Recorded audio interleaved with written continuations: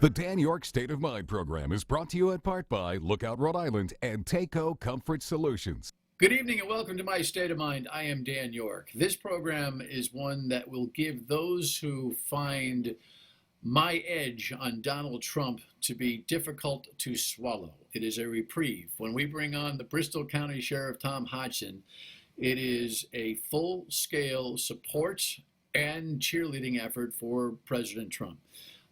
So much so that the sheriff participated and was a spectator at the White House last Thursday for the nomination acceptance speech by Donald Trump. His point of view matters. He articulates it well, and he has passion for this president that is palpable.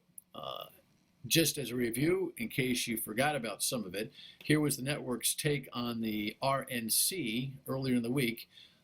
This is a show, by the way, that we recorded on Monday of this week for production purposes, but timely nonetheless. I profoundly accept this nomination for President of the United States. President Trump stood on the south lawn of the White House and thanked the supporters who got him there. The fact is, we're here and they're not.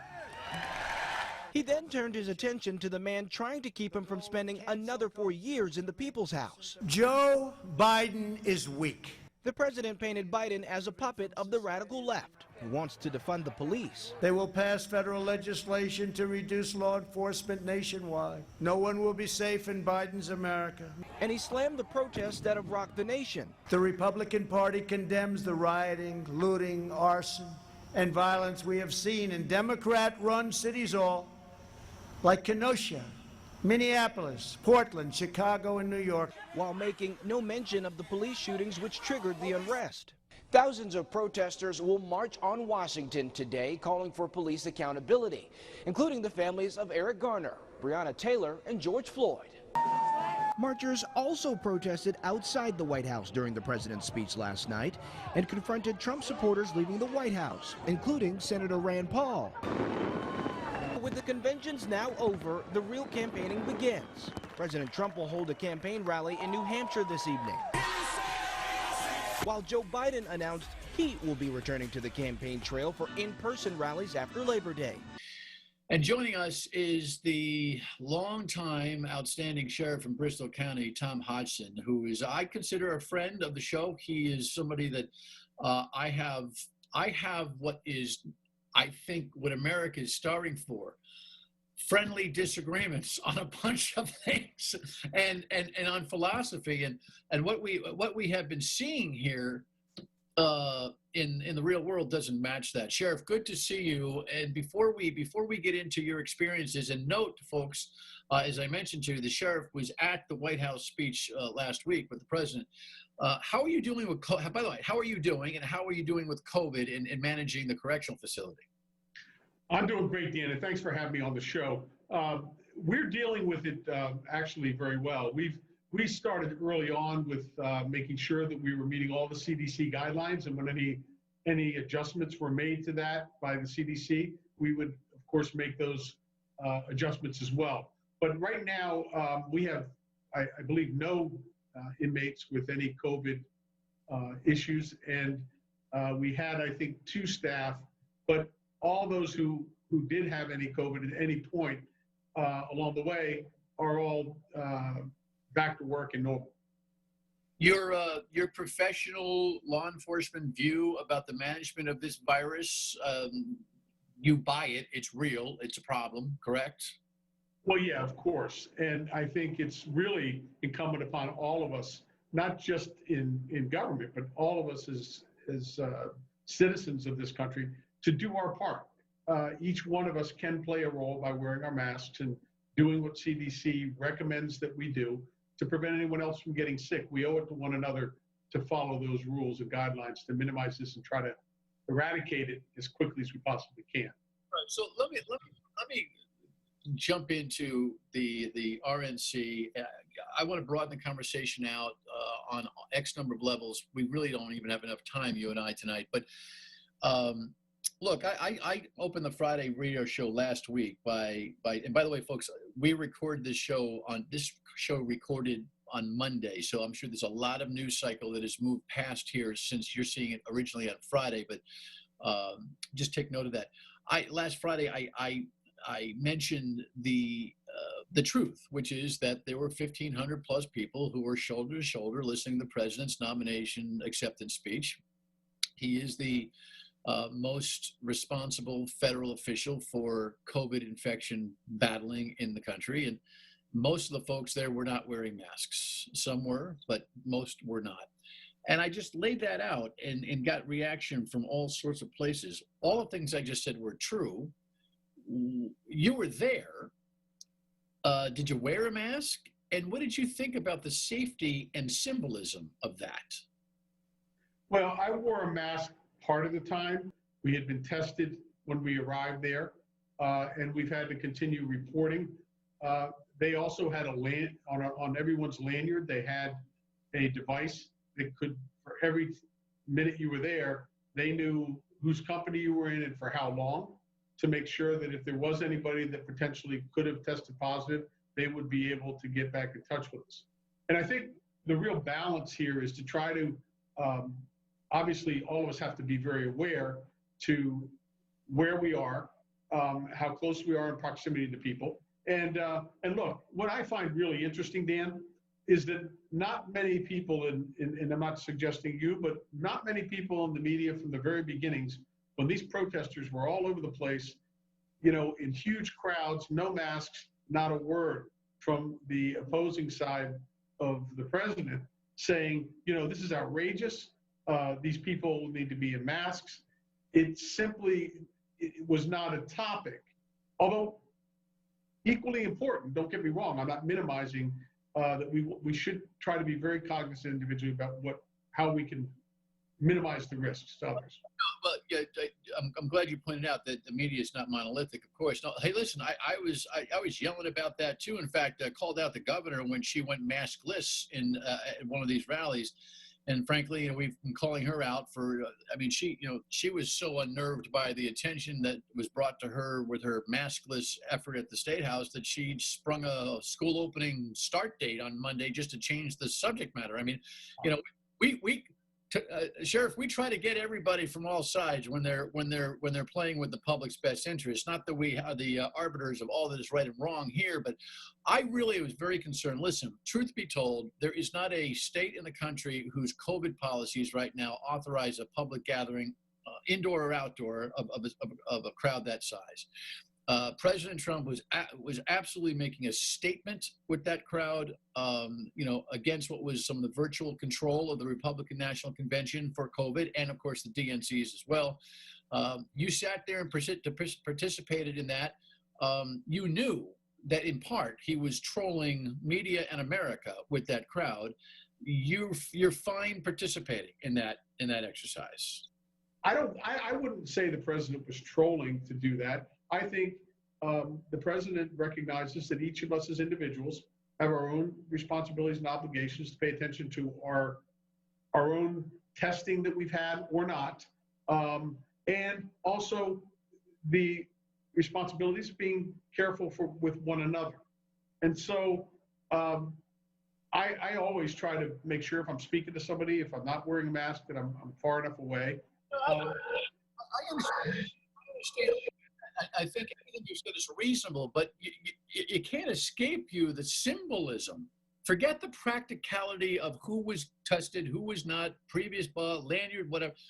The symbolism of that exercise, when most of America can't attend a wedding, or at least a wedding of any significance, all the things we cannot do and are prescribed not to do, that you don't see that as that exercise is flying in the face of that which all of America is prohibited from doing right now?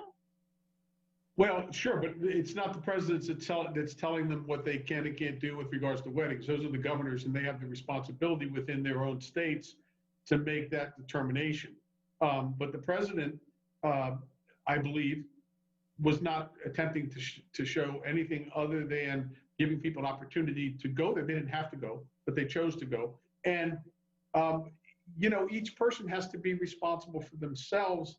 And I think, frankly, there is, of course, as you know, a feeling in America where this has gone on and on and on, and people feel like that, yeah, we should be able to have weddings. My daughter, I've had to cancel her wedding twice already, and that's just the realities of it. But that's a local state decision.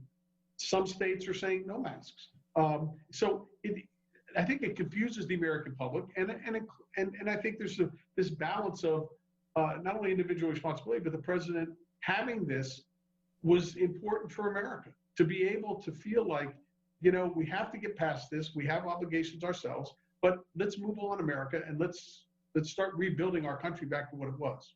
Okay, when we come back, Sheriff Hodgson, we're going to talk about, I want him to tell the story, because there's another side of the story that needs to be told, and that is that getting in and out of that thing, whether you think it was right or not, was not pretty. And there's a dark side of what's happening in our streets, and we need to talk about that.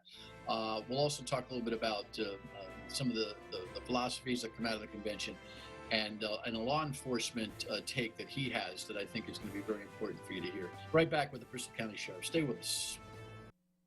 Welcome back to My State of Mind. Sheriff Tom Hodgson is my guest. Sheriff, I don't want to spend a lot of time, only because there's so much ground I want to cover, but you had some real life ugliness getting in and out of that Thursday speech at the White House. Tell me what it was like, and tell me what it meant to you. Well, when we were leaving the North Gate, we couldn't go out the South Gate because there were protesters there most of the night. And then when we got out the North Gate, we were met by Black Lives Matter protesters there who were just shouting profanities, intimidating people, threatening people, and they basically started yelling all kinds of profanities and saying, one woman was Chinese, the other woman was a Vietnamese, and a war veteran, all elderly, and they yelled, you chink, you guys caused this COVID virus. It was very, very, for them, a scary time. At one point, the woman, when they started yelling at the Chinese woman, reached down, grabbed her shoes, and started to try to run, which would have created an even more problem because, and as she was, one of the Black Lives Matter people said, yeah, you better friggin' run.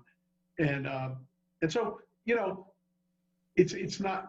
these things cannot continue to go on. The lawlessness has to end, and America's sheriffs now need to step forward in unity and do what we have to do to put an end to this and hold people accountable.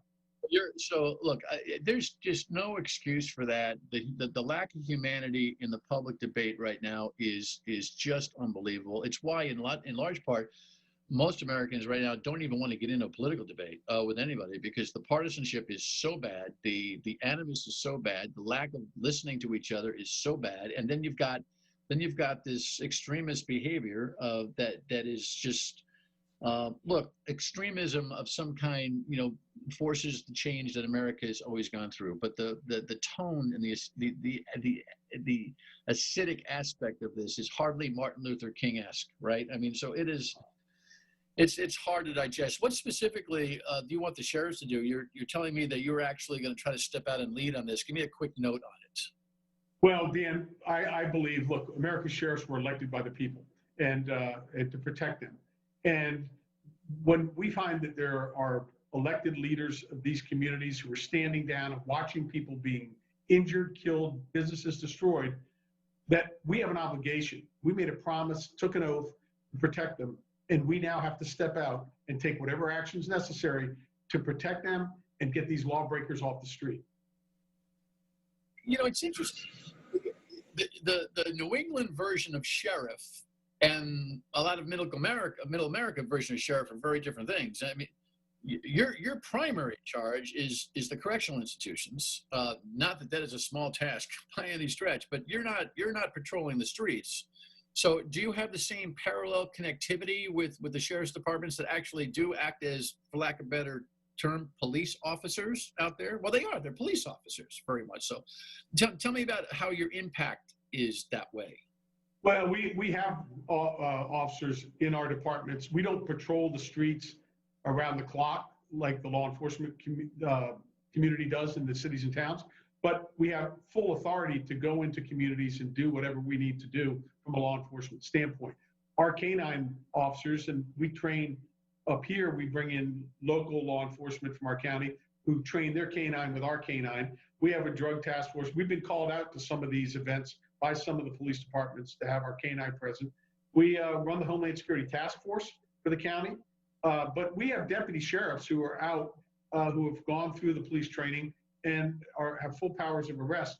And the fact that sheriffs in Massachusetts haven't traditionally done what sheriffs around the country do, we still have full police powers, and we under the office of sheriff, and we have the absolute right to do it. Years ago, we went into New Bedford to assist in some really crime-ridden areas, and we transitioned that with people from our department going through a 6-by-6 block area in 2 different parts of the city, 24 hours a day, disrupted the drug operations. The Johns couldn't do their operations with the prostitutes, and people came out and they were thanking us because we were able to get out there and do what we had to do to support the local law enforcement agencies. All right, well, that's a great perspective. When we come back, I'll let you make your presentation, your pitch, so to speak, in terms of Donald Trump's candidacy and how you view this 60-day stretch versus Joe Biden. When we come back with the sheriff of Bristol County, Tom Hodgson. Stay with us, please. Back to our final segment with Sheriff Tom Hodgson. And Sheriff, I hope that we can speak on a number of occasions between now and Election Day, because as I've explained to you, it's hard to get your point of view these days. There aren't a lot of folks who step out and express their support for the president. We strive for some balance here, even though I've got my own point of view. So it's great to speak with you. So go ahead and tell me, how are you seeing this election thing play out? Clearly, the president trails in polls nationally. I don't know how that's going to play in swing states. In Rhode Island and Mass, it's kind of fait accompli. We know that. But what's your take? Well, I have a different point of view. As you said, first of all, I believe we're going to win Massachusetts. I also believe that the president himself is going to get much bigger numbers than anybody ever anticipated. There was a report that just came out this morning on national news where there was a group of Democrat mayors who have now come out publicly and said, we are voting for Donald Trump. I've been all over this state going to rallies and talking to people, and they're telling me that the Democrats in their community are telling them they're voting for the president of the United States. I think people have had it with the Democrats in Washington who've stood down, and all they've done is criticize this president for everything he's done since he's taken office. He didn't need the job. He doesn't take the salary. And he's focused on the people's issues, unlike the Democrats in Washington who have done everything they can to use this bully pulpit of theirs to demonize the president to gain power. And when you stand down and watch American people being victimized in communities and buildings burning, and you say nothing as the top leaders in Congress in Washington, the American people aren't stupid and they can see right through it. And they've watched this go on for 3 years and they've had it. And I'm telling you, I believe, and I don't believe the polls, we know all about the polls, what's happened in the previous election. The people, I believe in listening to the people, the communities, and I have to tell you, the movement out there from Democrats that want to vote for him. I was with some last night. They told me, you know what? Every Democrat I know in this city are coming up to me telling me that they're voting for President Trump. And they will. They're not going to say it because they get demonized. If they say something on Facebook, God help them. They'll start saying, don't support this person's business. Boycott it and things like that. So people have learned not to say a word. And I was just telling the White House, some of the people at the White House, one of them brought up to me when I was down there, he was telling some of the other people at the White House, he said, the sheriff said a while ago, they were going to win Massachusetts. I said, I'm glad you didn't forget that, because you know what? We are. And I'm telling you, traditionally, Ronald Reagan did it, as you know, and this president's going to do it because people are sick and tired of electing people who stand down, and they can have different points of view, but you can't stand down on the people's agenda and ignore it for your political purposes and just ignore the impacts on them. And people have finally seen it and they're fed up with it. Well, the conviction in your voice is impressive. I do think there's this little thing called the COVID virus that the president has fallen down on in all sorts of ways. You know what? I see this as a complete junk ball.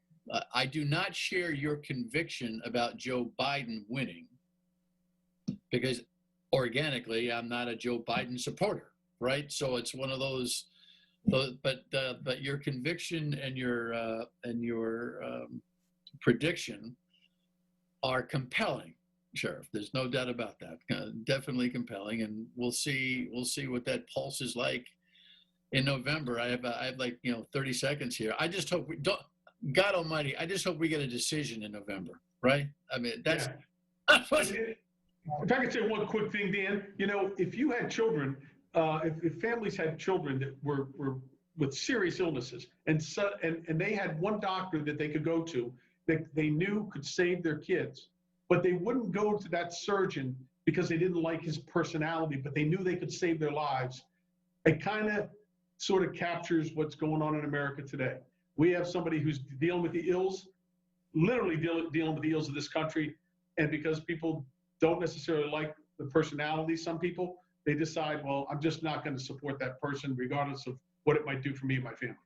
It's a little bit more than personality, but I will leave you with the last word right there because A, it needs to be heard, and B, you're a good man for being here as always. Sheriff Tom Hodgson, Bristol County Sheriff. We'll look forward to some more news in terms of his coordination and leadership in the sheriff community across the country over time. Final word and we come back. Stay with us.